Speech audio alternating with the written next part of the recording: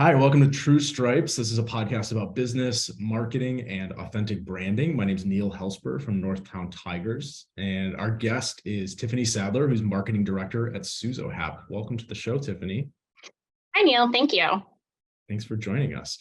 I want to talk about SUZOHAPP and your industry and some of the unique challenges and opportunities of that. But first, just tell us more about you. Tell us like your career path. Like, how does a person go from college graduate to marketing director at a big company like SUZOHAPP? Absolutely. So I started my career straight out of school at Edelman PR agency, working in their digital sort of sub-brand of Edelman. Realized fairly quickly that agency was a lot. Kudos to anyone who does it, but they are very impressive. But had the opportunity to then shift from agency side to more of the corporate side at a company called McMaster-Carr. McMaster-Carr is a supplier for pretty much anything to the manufacturing industry, and that really started me on the B2B track, which eventually led me to SUZOHAPP. Awesome. So, you said in the past, one of the things that stuck out to me when I was, first meeting you was you had this quote. You said, "I'm a simplifier. I make complex products easier to understand." What does that mean to you, and how do you approach that process of simplifying? Yeah, so actually in undergrad, one of my professors originally said that a great writer is the person that can say the most with the least amount of words. And that just really stuck with me. And if we think about like social media today and Instagram, TikTok, they're inherently visual, minimal words. You're getting 40 characters originally in Twitter, right, in order to make your point. So when we look at a page or a spec sheet or a product in marketing from a B2B perspective, we're looking at 500 to 1,000 words, but that's not really resonating with our customers who spend an inordinate amount of time on social media because they're people just like you and I, right? Like if I'm marketing to myself, I may be an expert in the products that I'm selling, but outside of that, the way I want to be educated about a product is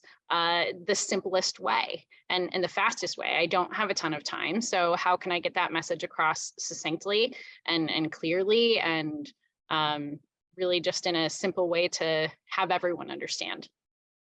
Yeah, I always think that insight of like B2B audiences are people just like you and I, like you said, is so important. And I like, for example, you and I right now, while we're having this conversation, neither of us are in like a formal office, right? So Yeah. are we B2B customers right now? We're working, but we're still people. And if anything, because of the work from home, working from remote, like that distinction between when I'm a consumer and when I'm a business person, there's less of a distinction than ever. So it seems pretty clear that like we need to really stop thinking of them as two different mediums and two different practices and erase that line between them.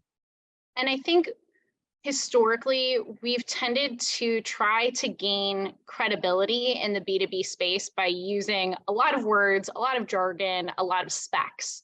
And while that can win over your engineer who is immediately in the weeds of perhaps a product in the B2B space, you want to be able to reach your board. You want to be able to educate your CEO of a company that you're trying to pitch to that this is what product you're buying and this is the benefit and why you should go with this company. And that should trickle down from the CEO, the CFO, all the way down. So everyone is able to buy in, not just your engineer because of a bunch of tech speak. Yeah. And there is, I always think in B2B, like there is a role for jargon. Like maybe you use a little bit of jargon or some key acronyms just to get in the conversation and show people like I speak the same language as you. But you're right. How does that appeal to people throughout the decision tree or throughout the corporate hierarchy, who are the people you ultimately need to reach? Those people don't want the specs. They want to know the benefits and features. Yeah, and there to your point, there definitely is a flip side on that jargon. If you take it too far away from jargon, it just complicates things. So finding that nuance and that balance is definitely a bit of a dance. But when you are able to find it, if it's immediately explainable and apparent, I think that's the way to move forward. So it sounds like you're navigating a lot of those challenges with SUZOHAPP, being in that B2B, largely B2B space. So tell us more about the company and kind of what you're focused on at SUZOHAPP. Absolutely. So SUZOHAPP is a manufacturer and distributor to the gaming, amusement, and sports betting industry. So for the most part, we sell hardware and components into slot machines, into arcade games, into sports betting terminals. We also have our full line of full-scale solution terminals for sports betting, but that's a fairly new product and offering for us. That seems like that's such a good industry to be in right now with the, deregulation of sports betting, the sort of, I would say more like just rapid, more social acceptance of gaming in general in the last 10, 15 years.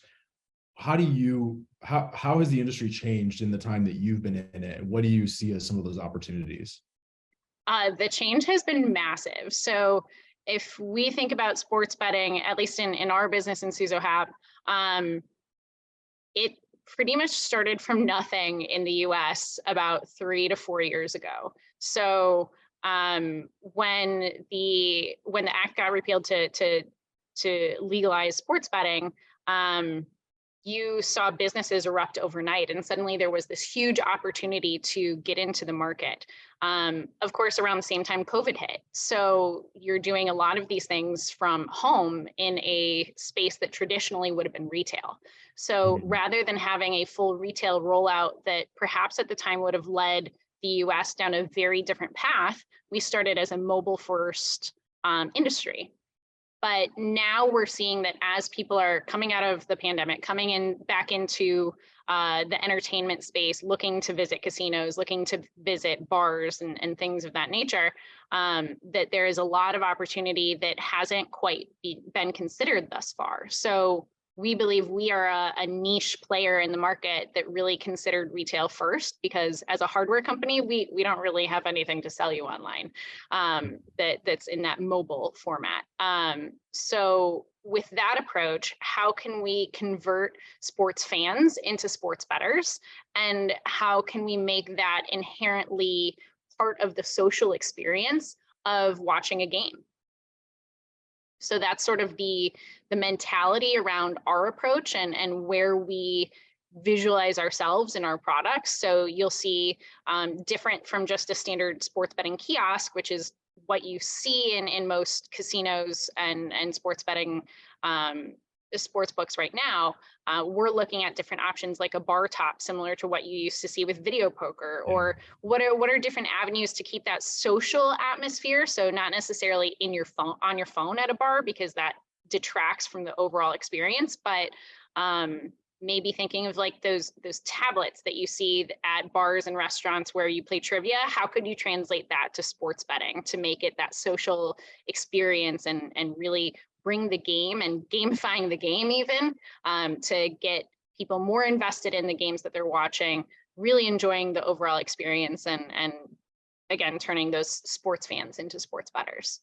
Yeah, that seems like such a great opportunity for your industry, because there is something really social about betting, right? I mean, like, horse racing is like a dying sport for sure, but there is something about, when you go to the track, it's like everybody bets at the track, right? Even if they haven't placed the bet at all in years or decades, if you go there, it's part of the social experience.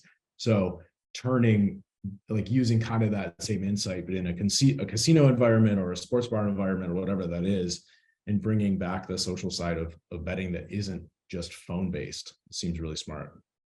And there's an element of education in that. So it kind of comes back to that simplicity, right? If you look at sports betting and the major sports betting platforms, a lot of them are in essence spreadsheets that have a ton of data. And if you aren't inherently familiar, if you haven't really bet before, it's not particularly the most user-friendly experience. You don't necessarily know what the difference between the spread and the money line is, or how to do a parlay, right? That's a extremely complex way of betting, but probably that level of betting has the most potential for winning, and also can be the most fun. So how do you translate that to a person that maybe isn't spreadsheet inclined, and have them understand that data, understand what it is that they're looking at, and be able to place a bet with the odds at hand. Most people just want to say, hey, if these are my two sports teams, which one is going to win? That's all I really care about.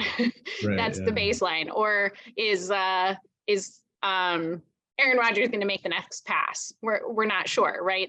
That's a very easy question to answer with a simplified bet. But that's where we see the industry going next. It just hasn't gotten there yet. But we think supporting that with the hardware to be in a unique space in retail will help blend the two, so that it's, again, that social environment and really just engaging those newbies to the industry of betting, and making it a fun, simple experience. Yeah. To use a casino analogy, you kind of need you need to combine the simplicity of playing a slot machine with the social engagement of playing craps or something like that. Right? Exactly. So as easy as pushing a button, but bring in that element of what's going to happen next, and how do I, and a parlay bet, like you said. Correct. Challenge. Yeah. So for you, for SUZOHAPP, some of your components are kind of visible and viewable, like the screen and things that people can see and touch on a console, for example, but some of them are not. So how do you think about branding when, some of your components are seen, some of them aren't? You're kind of the Intel inside. What is that challenge like as a marketer? It's tough. Branding is definitely a challenge for us, especially as we're also, and I would say foremost, a distributor of other people's brands, right? We sell the best brands in the market in our industry to the manufacturers in the industry, and also to the operators.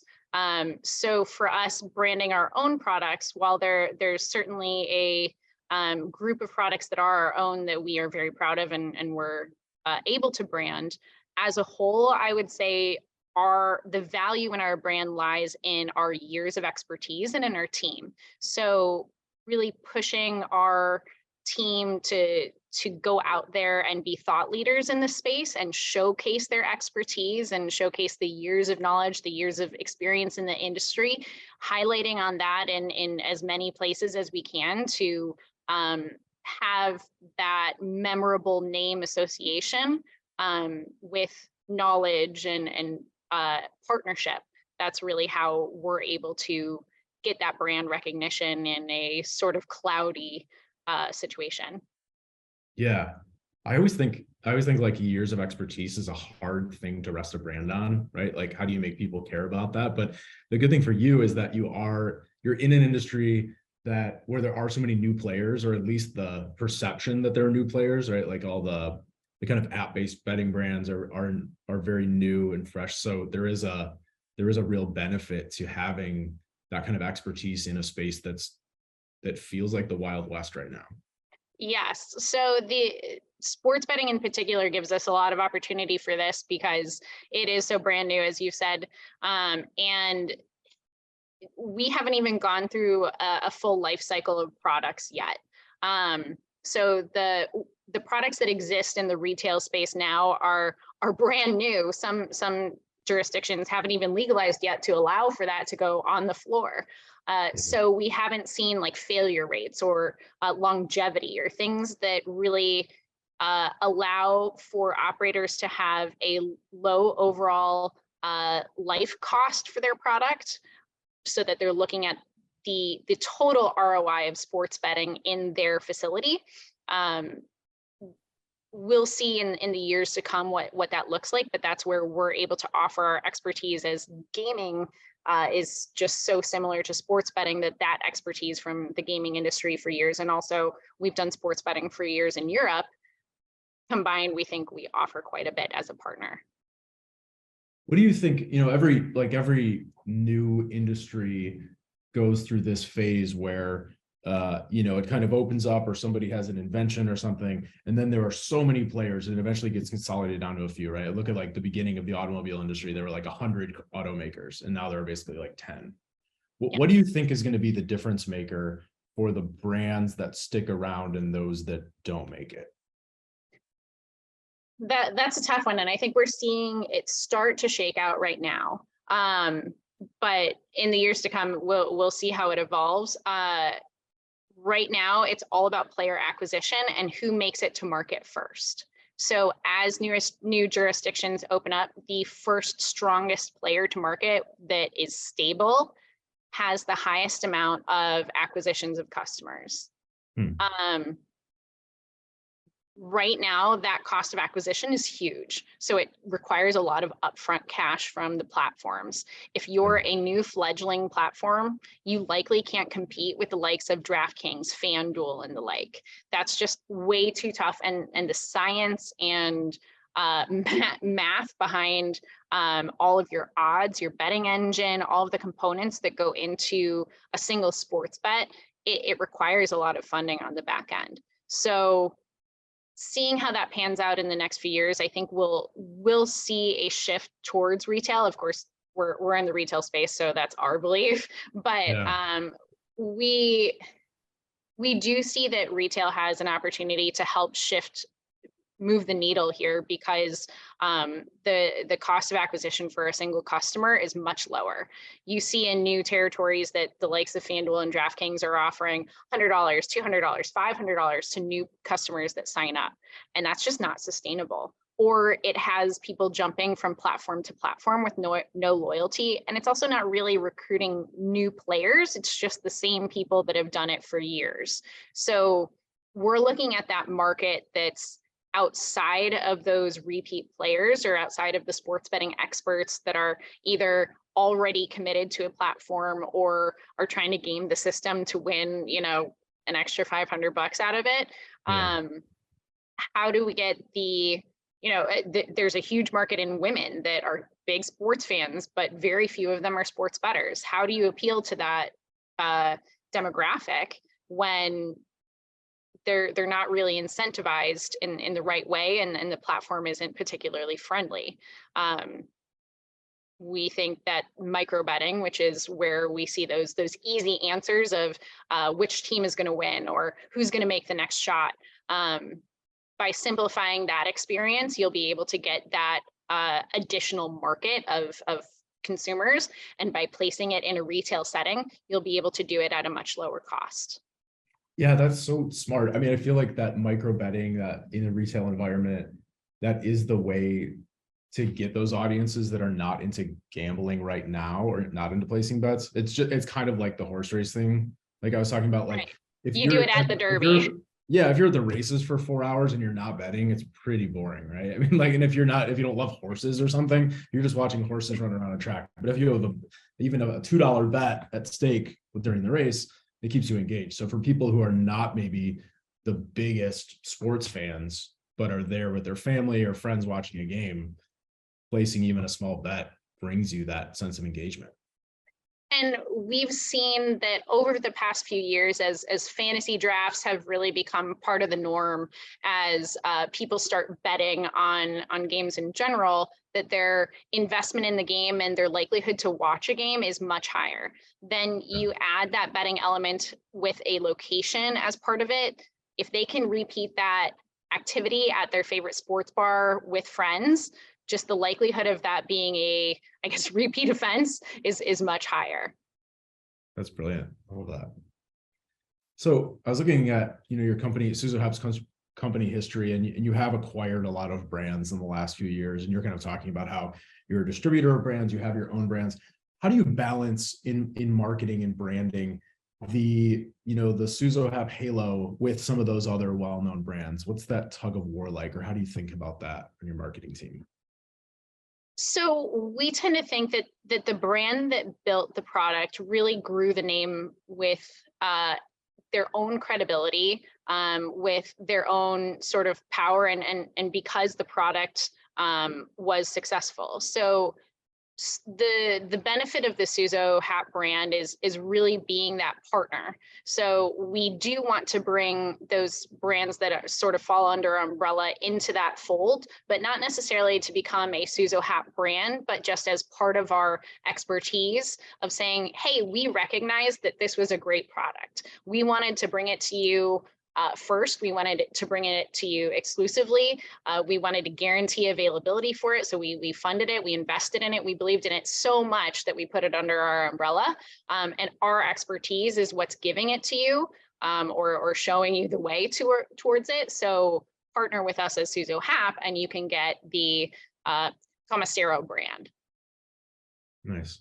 Yeah, you're kind of like you're sort of like the P&G of this industry, right? It's like P&G's tried really, like they own every consumer brand, but they also want to kind of be a consumer brand on their own. But there is always that balance of like, when do we push, come to like explore the P&G brands with just selling Tide, right? Or just selling Downs or something like that. It's an interesting marketing challenge. And I think, that if there's something household, you go to P&G, right? Yeah. Or like it's the umbrella of an industry of where when you're unsure, when you're new or looking for things generically. So we're trying to appeal to those that are coming up with new ideas, that are designers, that are looking for new products or changes or innovations. And we can partner with them to say what's feasible, what it is long-standing in the industry, what has dependability, what sort of partnerships can achieve the goal that they're trying to reach with the product support to help their design really reach its maximum potential. Yeah, and I think like that, bringing that, it seems like you guys have a really kind of like engagement driven thought process. I mean, something that's come up a lot in this conversation is like bringing more engagement, and you're really thinking about, it's not just about components, like it's about like what is the consumer experience that's going to be created by that. And for us, we do want to be a one-stop shop. We're trying to make it easier for our customers at the end of the day. So for us, we understand that we sort of float in the background. We're behind the scenes, we're, the stage crew. But it's really, we want our customers' products to shine. We want them to be successful. We want them to be dependable. And so if they're successful, we're successful. And we know that that would guarantee repeat business, word of mouth. And it's a surprisingly small industry. So if you do good work, it comes back to you from all across the board.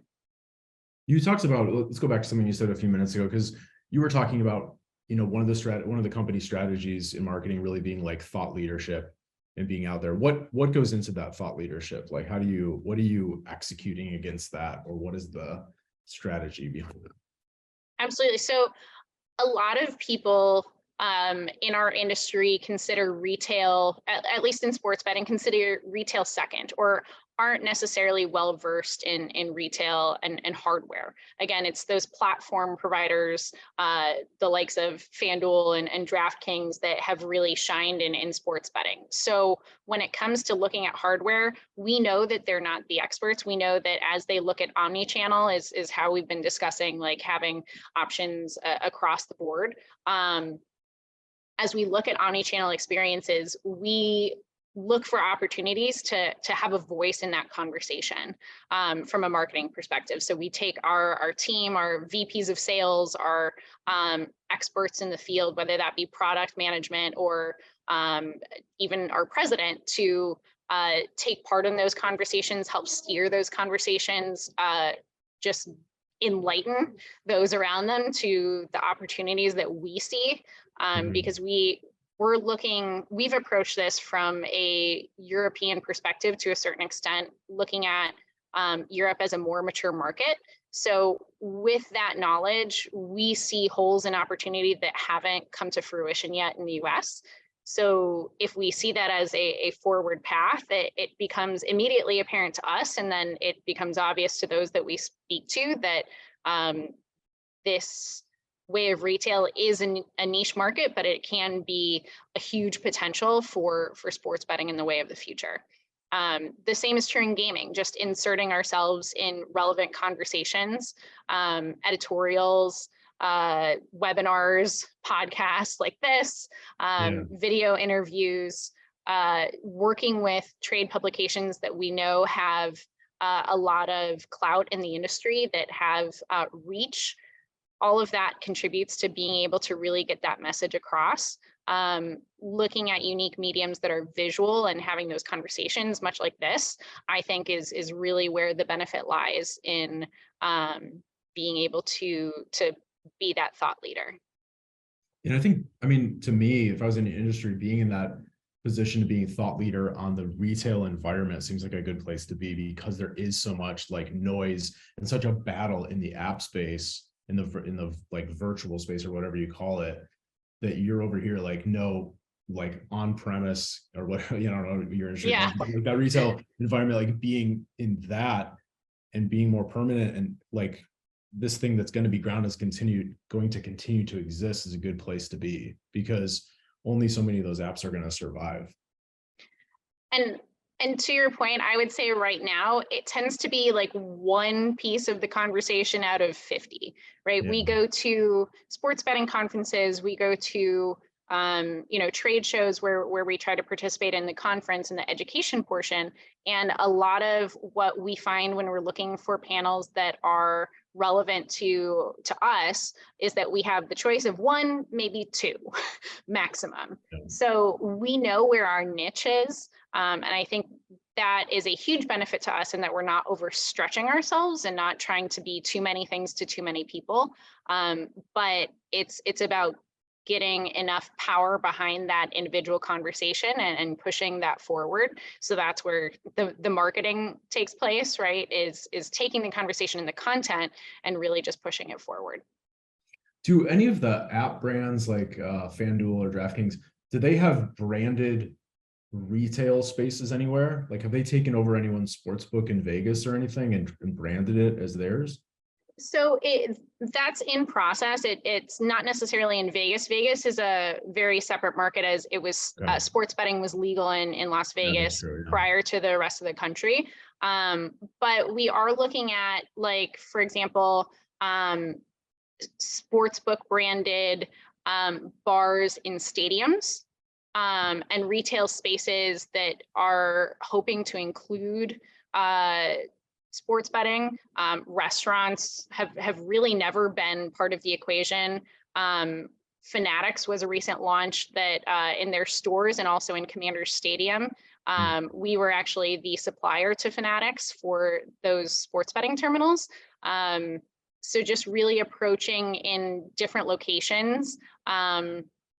Ohio presented a unique opportunity in that it was one of the first jurisdictions to allow for sports betting outside of just a regulated location, such as a casino or a designated sports book. So now in Ohio, and I think Ohio will sort of prove to be a test case for other jurisdictions, grocery stores, liquor stores, you're looking at more route market type operations that have this opportunity to get in on the sports betting sort of craze and frenzy, and see where the value is.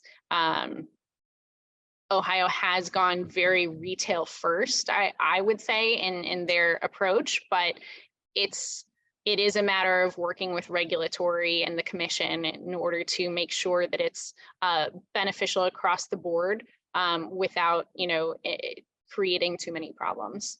Yeah. It's interesting because I think I could see the industry evolving, like getting new users for the kind of app-based companies through a retail experience first. That's like the way, like with Churchill Downs as their Twin Spires betting app. Like, I would imagine that most of the people who've ever signed up to do horse betting on their phones bet on horses first at the track and then said, that was a great, like, I know I did this, right? I got a year where I went to Arlington Park a few times. I went on trips to Churchill Downs, and then I was like, oh, this is fun. What if I could do this on my phone sometimes? I think like that's the path.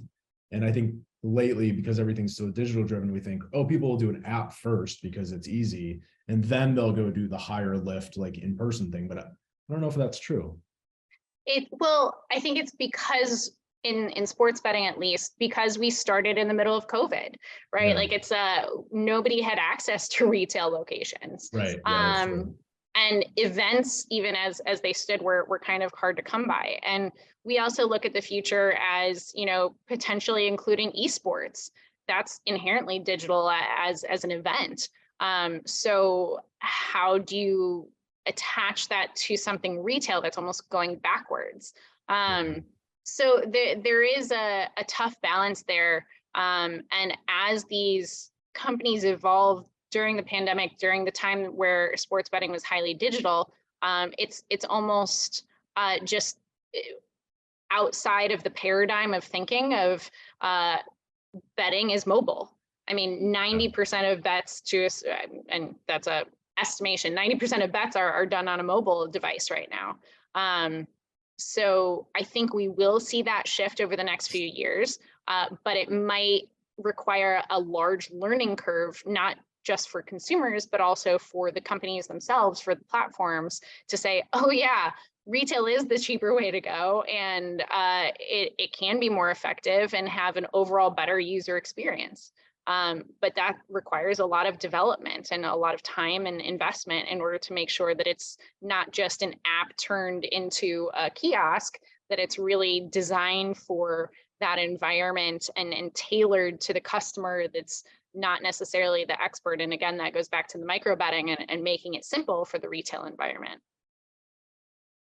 There's like a bunch of trends converging that would be good for your company, in that like the classic thing that we've all been saying in marketing for the last 15-20 years, that like millennials, they prefer experiences over owning things. And then also the coming out of the isolation of COVID and wanting to do group activities more.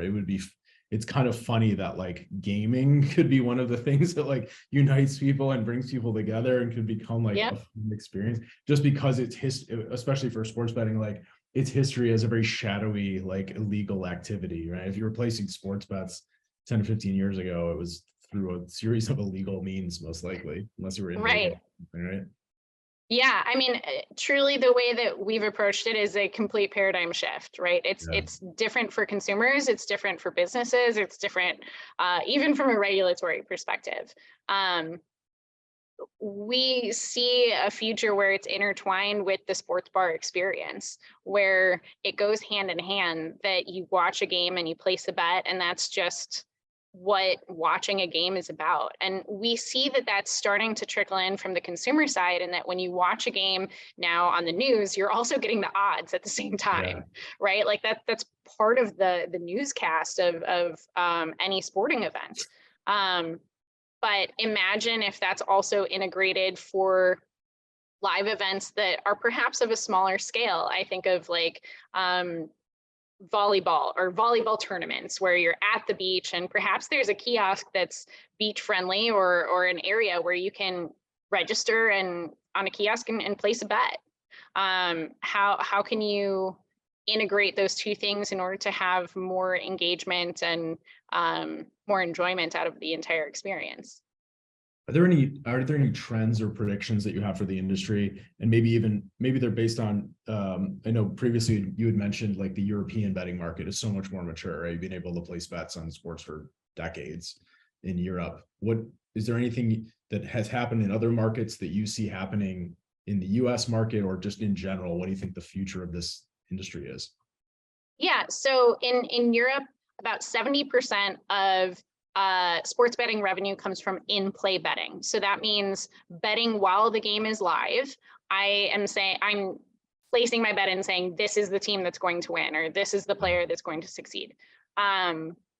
So that's 70% of their share. In the US right now, that's 30%, actually less than 30%. Because we've kept the distance with kiosks, and a little bit depending on the area is regulatory, but we've distinctly said that it's before the game you place your bet, and then after the game you win the bet, and that's it.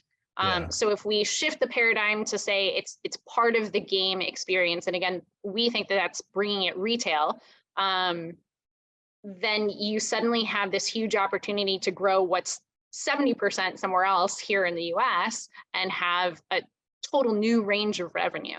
Not only does it increase that revenue overall for sports betting and what comes out of those bets, but it also increases food and beverage revenue. It increases the total length of stay of a patron at a restaurant. So you have higher food bills, higher tips, everything in general if it's at a casino, we've looked at how to integrate the overall experience into the casino experience. So with payout, could I pay out onto a ticket for a casino to then take my winnings from my sports betting to place it on a slot machine?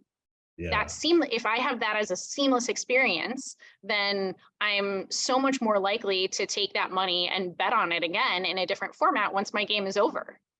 And that just has a ton of opportunity across the board for revenue generation, for operators, for restaurants, for route operators even, and gets those repeat customers and brand loyalty. That's not how it works currently in casinos. Like the sports book payouts are siloed away from the rest of the tickets. Correct. So right now a sports book is sort of its own insular silo. So there hasn't really been a crossover yet of a bet slip into what's called a TITO, a ticket in, ticket out is the system that you use in a casino. Yeah. There hasn't been a crossover of those yet. We'll be launching a system that integrates those two and has that ability, but it hasn't gone live in any jurisdiction yet. Is that because they want to know the sort of revenue per square foot and they want to be able to know the sports book's unique take, or or that's just the way it's always been? It's actually a software holdup. So when you think about a bet winning, it has to be validated against that platform's server. So you have to have a machine that will say, yes, this has won this bet.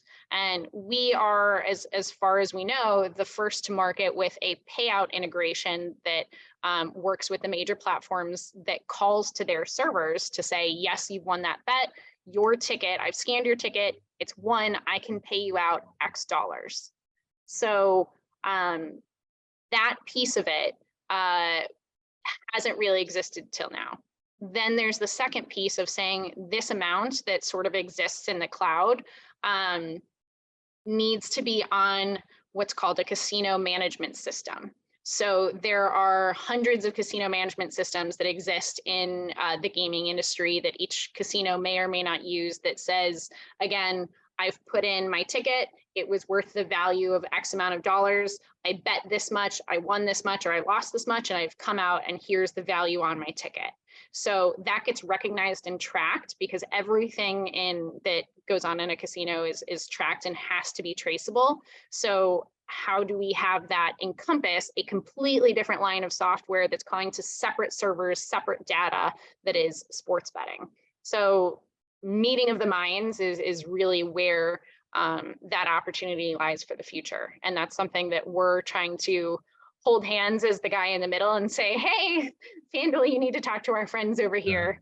So that's something that we've been working on, and our launch, actually, hopefully later this week, will be very exciting on that front. That's like an interesting challenge of like regulatory technology, casino operations, marketing, everything. Yes, it's a whirlwind, and a day at SUZOHAPP is never boring. That's good. It keeps it interesting. It definitely does. All right. Well, Tiffany, thank you so much for joining the podcast. Tiffany Sadler from SUZOHAPP. Where can people find out more about you or about SUZOHAPP? Either reached out to me on LinkedIn or find us at SUZOHAPP.com. All right. Thanks, Tiffany. Thank you. Have a good one. True Stripes podcast. Thanks for watching.